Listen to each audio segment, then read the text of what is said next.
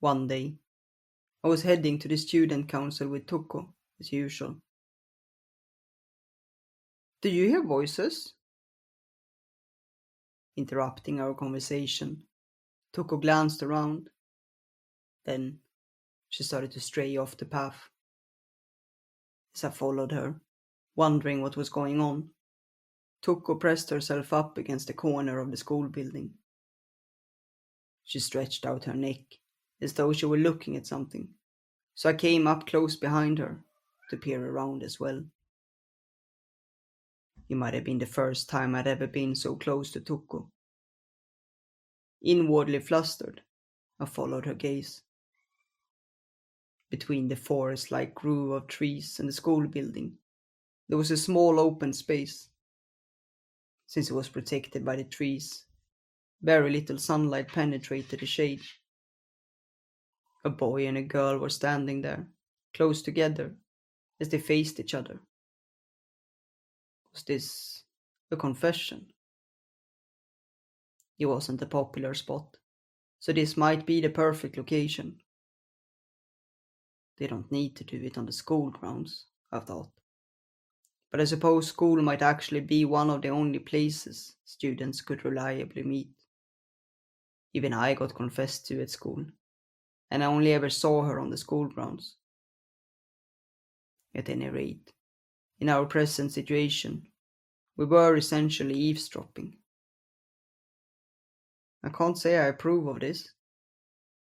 The best course of action would probably be to leave immediately, but Tuko and I had already concealed ourselves in the shadows.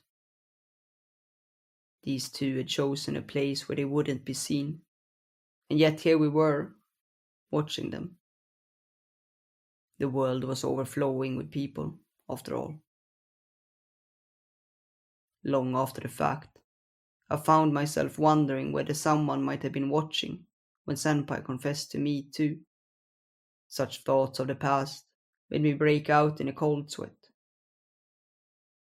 "It's Serizawa," Toko murmured as she looked at the girl. "She's in our class?" "No, but I competed with her in PE the other day." "What? When did that happen?" "During PE," she said. "Oh, right. I remembered Tuko running at the front during marathon training." Come to think of it, there was one other girl who was close behind her the whole time. That must be her. The details became clearer and clearer as my memory revealed itself.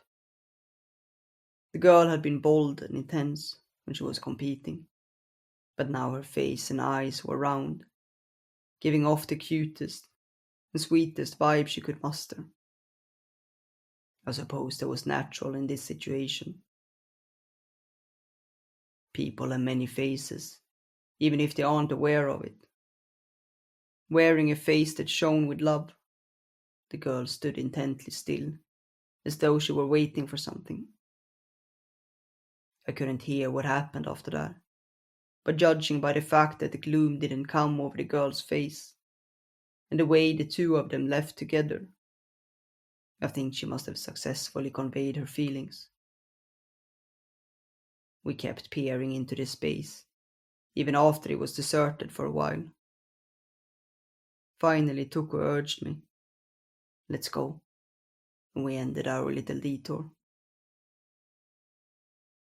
I knew that it wasn't exactly a popular spot, but it was still a shock. I wondered if I would run into things like this again on my way to the student council in the future. "I wonder who confessed to who," Toko said in a hushed voice as we walked. "Based on how they acted, it must have been the girl. Serizawa, yeah. I wonder if she's in the same club as Ogaki-kun." Toko put her hand to her chin, nodding thoughtfully. She seemed to know the boy somehow, too. "He's not in the same class as her?" "Ogaki-kun is in our class." "Is he?" "Right. Of course, I mumbled vaguely. Toko's eyes went round. I thought you'd be the type to remember these sort of things, Sayaka. It's just that I haven't talked to him before, I said, making excuses. The truth was, information that didn't interest me wouldn't stay in my head no matter what I did. When it came to Toko, though, I was sure I could remember just about everything, even how she liked her coffee or what to put in it. I wonder if they're going to start dating. I'd imagine so. It was no small matter to be able to respond to a confession on the spot. So they are lovers. I couldn't help being a little embarrassed to hear the word lovers come out of Toko's mouth, even though it had nothing to do with me. Toko furrowed her brow, as though she couldn't quite accept her own conclusion. But isn't it a little soon? I mean, it's only been a month since we started school. I understood this objection too. You could probably only get to know someone so well after just a month of knowing them. If someone developed feelings for another person after such a short time, it might just mean that they really liked how that person looked. Not that I was in any position to judge. Well, on the other hand, you couldn't guarantee that you knew someone well, even if you spent an entire year with them. That's just the nature of human relationships. It's not like you can be confident that your feelings are certain, even after a long time. As I spoke, I felt Toko's gaze on me so intently that I almost stopped talking. That's what I think, at least. I see. Toko nodded with exaggerated satisfaction. I felt a little embarrassed about what I'd said. Does that mean you have some experience in this yourself, Sayaka? I suppose you could say that. I wonder how Toko would react if I confided in her that an upperclassman, who was a girl, had confessed to me, and I dated her. I couldn't imagine getting a positive response, so I buried it deep inside, where no one would ever notice or see it. Still, if I stayed that way forever, I got the feeling that the distance between Toko and I would never change. I wonder if we should tell Serizawa later that we saw them. That's a tough one. If the love had been unrequited, I think it would have been better to pretend we had never seen it. But the confession had apparently had a happy ending. What did you want to do about it, Toko? I wasn't particularly close to either of them. It'd be odd for me to go seek them out, to tell them that.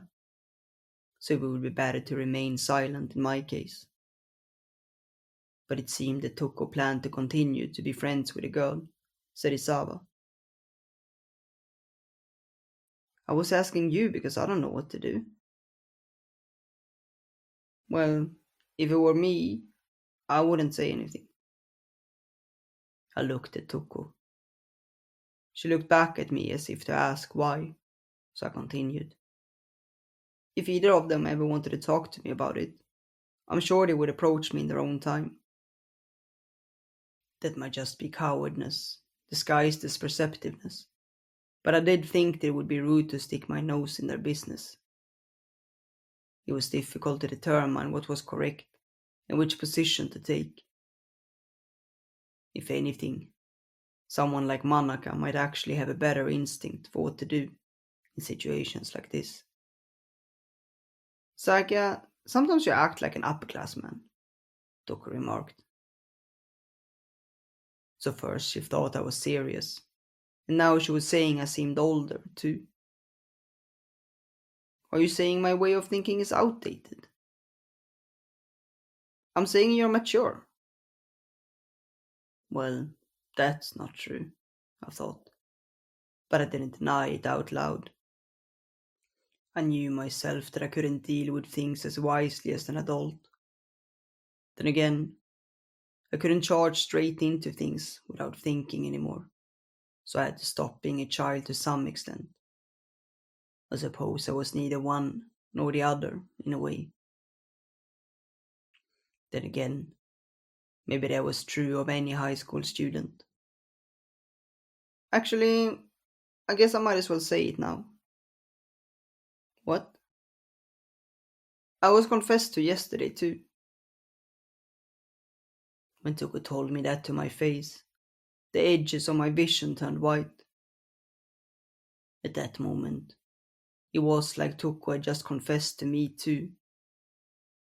I could no longer move, as though my feet had been rooted firmly to the ground. Con- Confessed? Yeah. By whom? My voice almost cracked. My eyes were looking at Tuko, but they saw nothing.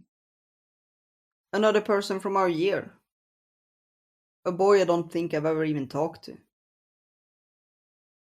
Oh, a boy, I almost said. A confession. I see. If I had blurted that out, and she asked, "What do you mean, a boy?" I wouldn't have been able to talk my way out of it, but I somehow caught myself in time. By that time, I started to feel calmer. My legs also started to regain their functionality. So when you had something to do, right, I suppose that is something to do. Still, I was a bit upset. As I ruminated over the meaningless words that came out of my mouth, I thought about what I needed to prioritize. First, I had to know whether the confession was a success. Did you accept? I worried that I seemed more worried than curious, but I had to ask. Toko continued to face forward as she answered. I turned him down.